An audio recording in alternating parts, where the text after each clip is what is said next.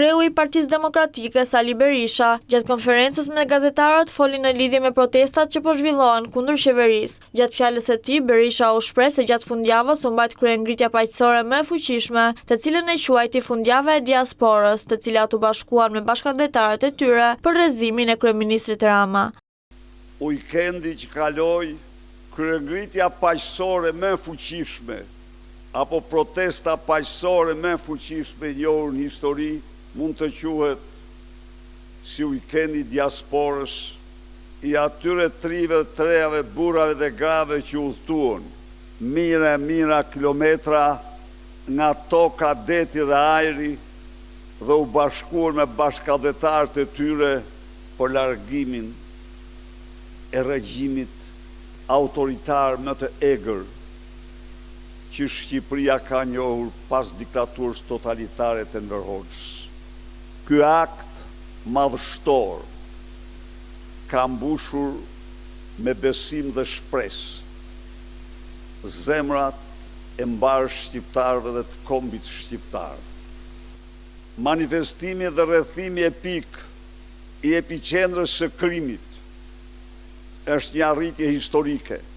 e cila e bën të pashpresë, e bën fundekrye të pashpresë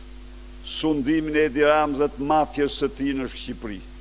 Mëtej, kreu i PD-s komentoi takimin mes kryeministit Edi Rama dhe presidentit francez Emmanuel Macron në Pallatin Elizet, duke deklaruar se kreu i shtetit francez duhet ta ketë qartë se pretendimet e Ramës për etiketimet që identifikon me bloger dhe influencera në protest janë fantazi e sëmurë. Gjatë deklaratës së tij, Berisha u shpreh se Rama është i lidhur me pushtetin, më keq se mishi me thonjë, ndërsa akuzoi atë se kërkon me çdo kusht të mbrojë veten përballë akuzave që opozita ka ngritur ndaj tij. Dje para Hotel Tiranës, një çift i lidhur me pushtetin, të shkuarën e zezë,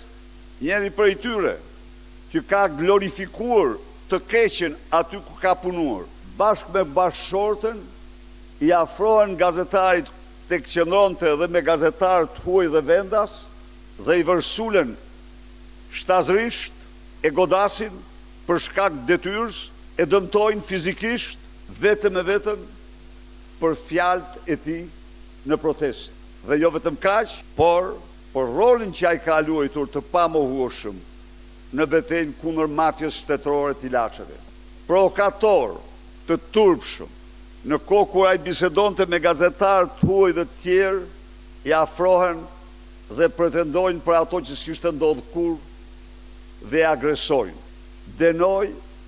me forcën më të madhe këtë akt absolutisht të porositur nga segmentet kriminale të këtij shteti dhe Edi Rama, i cili me të gjithë aparatin e tij po bën presionet më të jashtëzakonshme mbi eksponent të protestës, mbi qytetar të protestës të gjitha llojeve.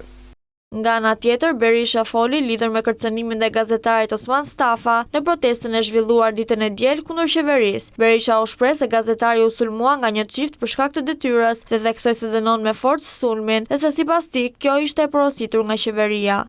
Nuk e di se cili do jetë, po unë uroj dhe dëshiroj që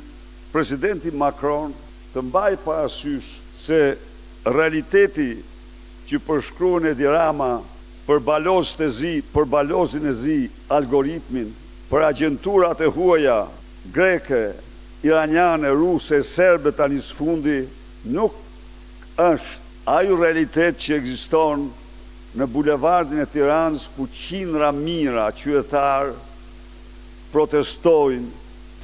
prej 22 ditësh në mënyrën më civile dhe më të qëndrueshme ndaj një regjimi që i ka plaçkitur ata në mënyrën më të pamëshirë, që i ka plaçkitur ata në mënyrën më të pamëshirë, që i ka përzënë ata nga vendi tyre, nga viti 2015 gjerë në vitin 2024 në 10 vite, më shumë se çdo pushtues i egër i mëparshëm i kësaj toke. Gjatë fjalës së tij, Berisha i bëri thirrje mbështetësve të PD-s të vijojnë të marrin pjesë në protesta për largimin sa më parë të Edi Ramës, mbi të cilin, sipas Berishës, rëndon një mal me dosje korrupsioni.